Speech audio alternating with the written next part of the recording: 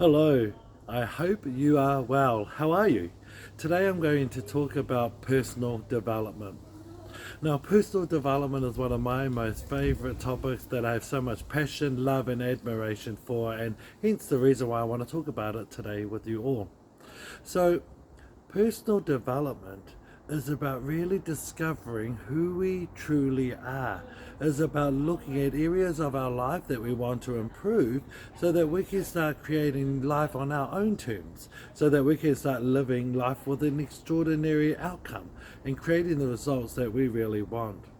You see, with personal development, why it's so important is because it helps us to clear the blockages that are holding us back for being our true, authentic self to the core of who we really are. And with personal development, it helps us release maybe trauma from the past. It helps us to break down limited beliefs or even clear away the barrier conditions that help make us think a particular way that we think. Personal development helps us to discover, explore, and learn about our values.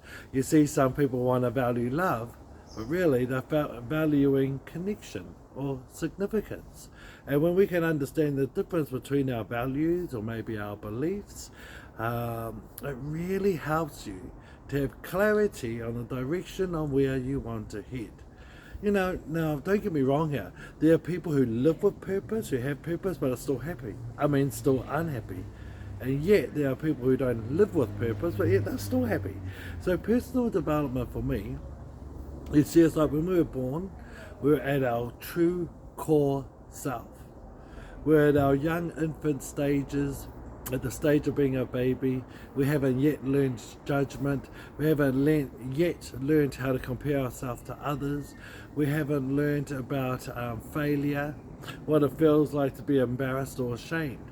And that's when we're at our core true self. We're really at a place of love and compassion and understanding. We're at a stage of our life where we give things a go, where we attempt to try something over and over, and we're not afraid of failing. Failing? Is that the word I just used? We're not afraid of failure. So when we're at our core self, we're at our true self, we're at our best self. And what happens is as we get older, through our infant and child stages, we come across the adults. And those adults who tell us, don't do that. How many times have I told you to do that? If you do that one more time, you're going to get a smack. And we keep having our behaviors corrected. So we start to adopt a new way of seeing ourselves. And we start leaning towards the adults in our life for validation and for love and acceptance and appreciation and understanding, which we don't get as a child because of the way the adults are in our life at that stage in time. So that's what we would call the crud. And to cover up the hurt and the pain and the shame and the vulnerability, oh my gosh, my words today, I know you know what I mean. We cover all of that up with a mask of what we call the crust. And we start being our superficial selves, which means we're not really truly living who we should be living, who we really are. We start losing our own authenticity, and instead of really living our true lives to how we want to be and how we want to do things so we can have what it is we want to have, we start living a life where we want to impress others. We start to worry so much about what others are thinking about ourselves instead of actually thinking about ourselves.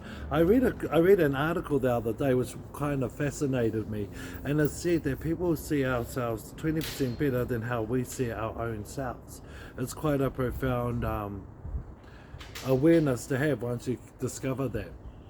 So what happens is that we spend so much of our adult life worrying about what others are thinking about ourselves. We're worrying so much about comparing ourselves with others that we're just afraid to do what it is that we really want to do. We're afraid to live our dreams. We're afraid to go ahead with the big aspirations we really want to have in case we get judged. We're afraid of being judged. We're afraid of being rejected. We're afraid of failure.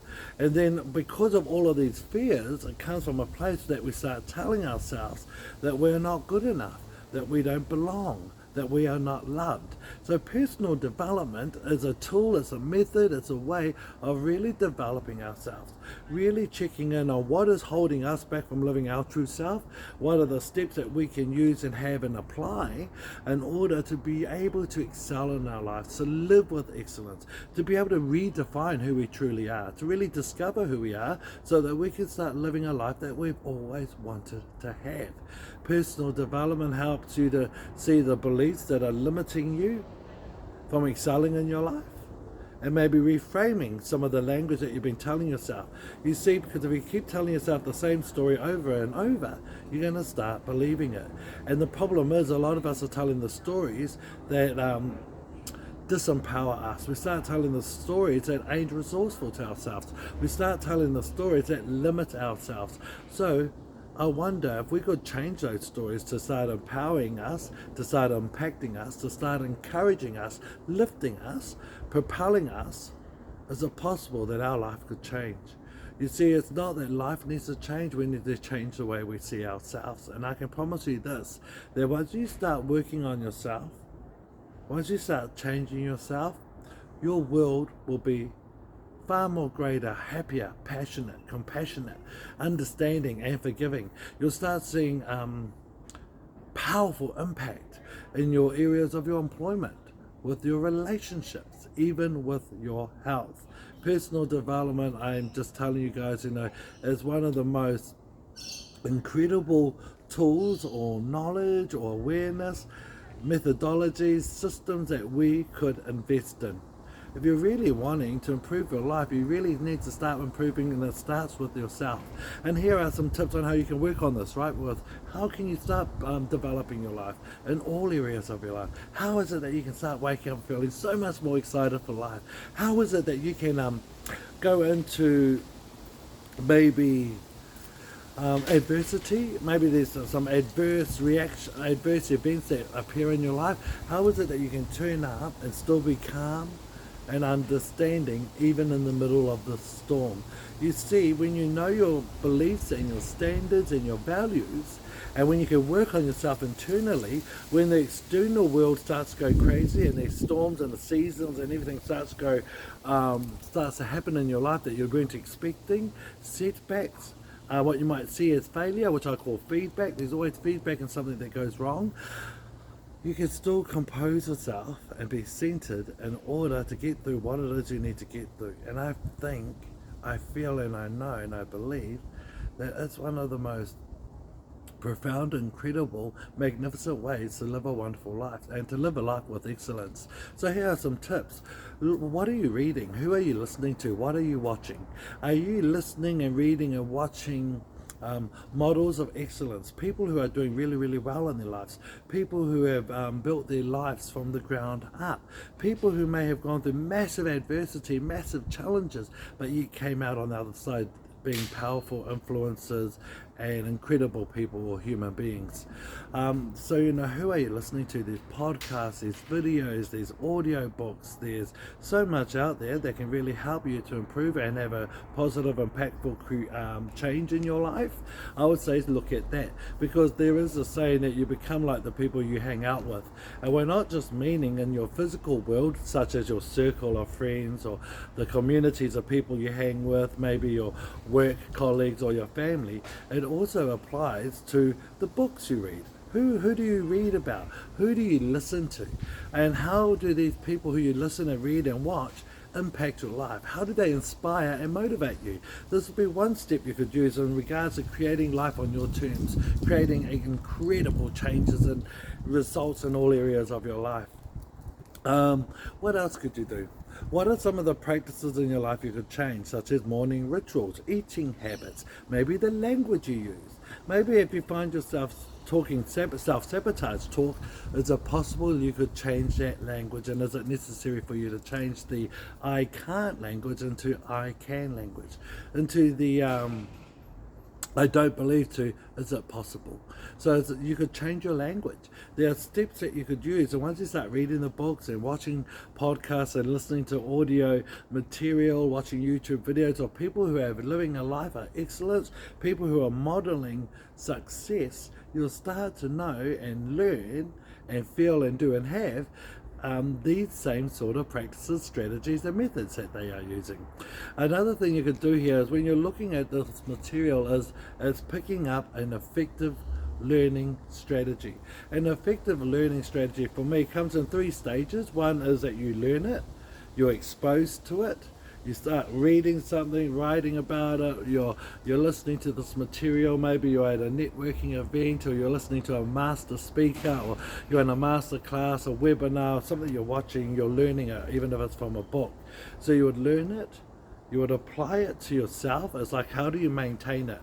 So you start something, you need to maintain it, apply it to yourself and start practicing what you've just learned. And then the final exiting step is, how do you teach others? How do you share it with others? How do you give it to others? So let's say maybe you learn or you discover morning rituals and how they can have an impact on your life, how that can improve the quality of your lifestyle. Morning strategies or morning rituals. So you learn about it and you now start to maintain it and you start doing it.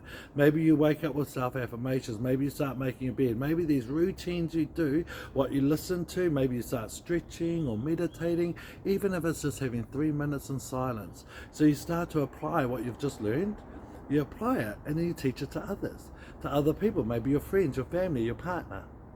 Maybe even in the work environment, if you're leading a team in work, maybe you can teach them there's a morning ritual that your team can go through personally in their homes and also professionally in the office.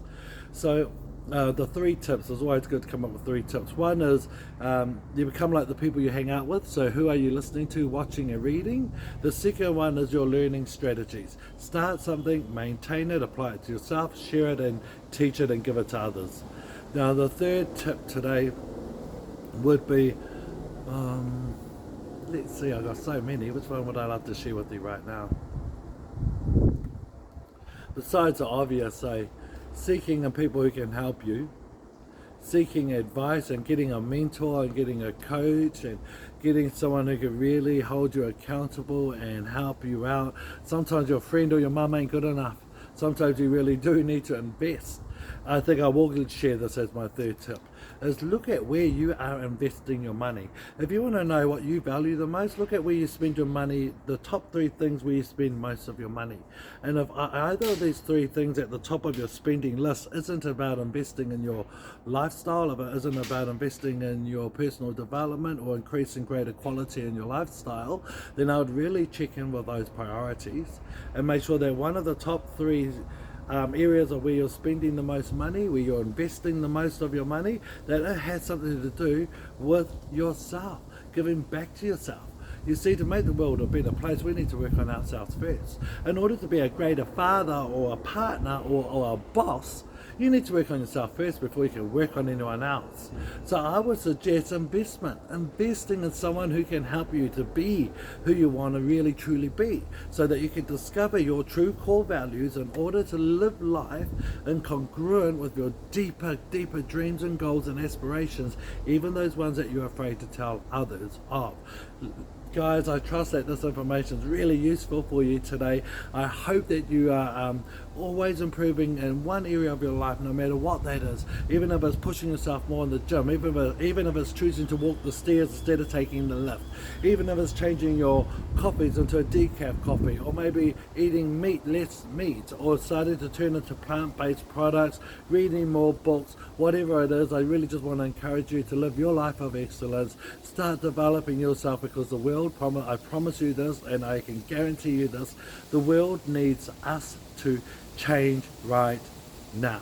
In order to make this world a better place, we can only work on ourselves. This is Devlin. It's been an absolute pleasure sharing with you this video on one of my most favorite topics, personal development. Rock on forward, and we'll see each other again. Take care.